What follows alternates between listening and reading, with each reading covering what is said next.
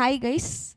So, CA Inter Law and audit இந்த ரெண்டு paper கேட்டோன்னே எல்லாருக்கும் டக்குன்னு மைண்டில் வர ஒரு விஷயம் என்ன அப்படின்னா ரெண்டுமே தியரி பேப்பர் அண்ட் தியரினாலே டஃப்பாக தான் இருக்கும் அப்படின்ற ஒரு ஜென்ரலான தாட் நார்மலாகவே ஸ்டூடெண்ட்ஸ்குள்ளே இருக்குது. இப்போது குரூப் 1 எடுத்துக்கிட்டோம் அப்படின்னா லா, குரூப் 2 எடுத்துக்கிட்டோன்னா ஆடிட்.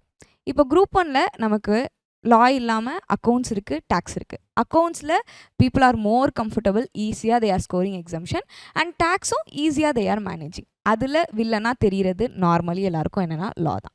அண்ட் அதே மாதிரி G2 எடுத்துக்கிட்டால் அதில் காஸ்டிங் இருக்குது, ஆடிட் இருக்குது, FMSM இருக்குது. காஸ்டிங் ஆல்சோ ஈஸிலியாக எல்லாருமே கம்ஃபர்டபுளாக எக்ஸம்ஷன் எடுத்துடுறாங்க.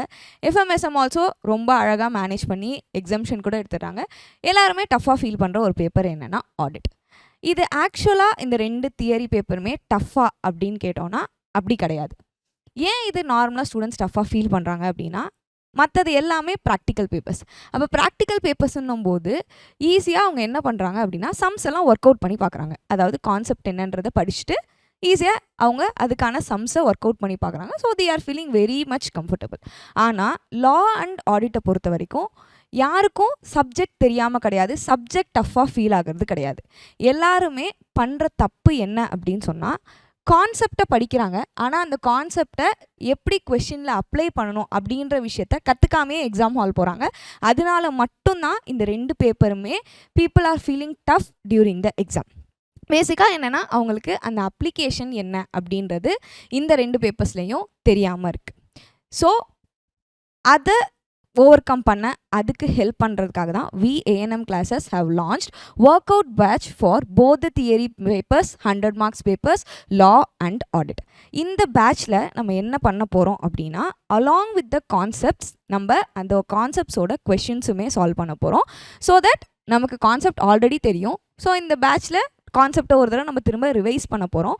அது இல்லாமல் எந்த கொஷின் கேட்டால் அந்த கொஷினுக்கு எப்படி ஆன்சர் பண்ணணும், எதை பார்த்து அந்த கொஷினுக்கான ஆன்சர் இதுதான் அப்படின்றத டிசைட் பண்ணோம் அப்படின்றதும் நம்ம இந்த பேட்ச்சில் கற்றுக்க போகிறோம். அண்ட் இந்த பேட்ச்சில் யூஸ் பண்ண மெட்டீரியல்ஸ்க்கான PDF will be available along with the lectures. நீங்கள் அதை டவுன்லோட் பண்ணி யூ கேன் யூஸ் இட்.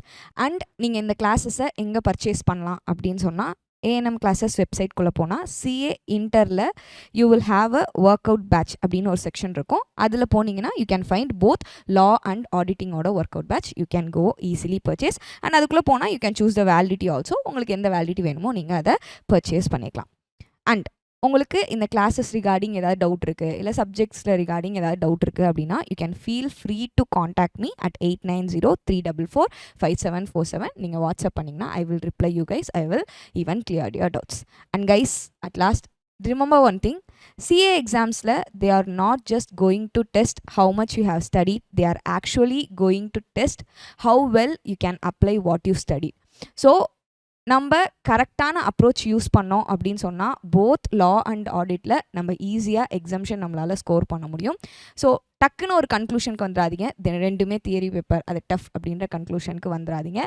நம்ம கரெக்டாக ப்ராக்டிஸ் பண்ணோன்னா we can easily score examination. And இந்த டைம் நம்ம கண்டிப்பாக எக்ஸம்ஷன் ஸ்கோர் பண்ணுறோம். That's all guys. We'll meet you all inside the lectures. Thank you so much. Stress free படிங்க, ஹாப்பியாக படிங்க. Happy learning with ANM classes.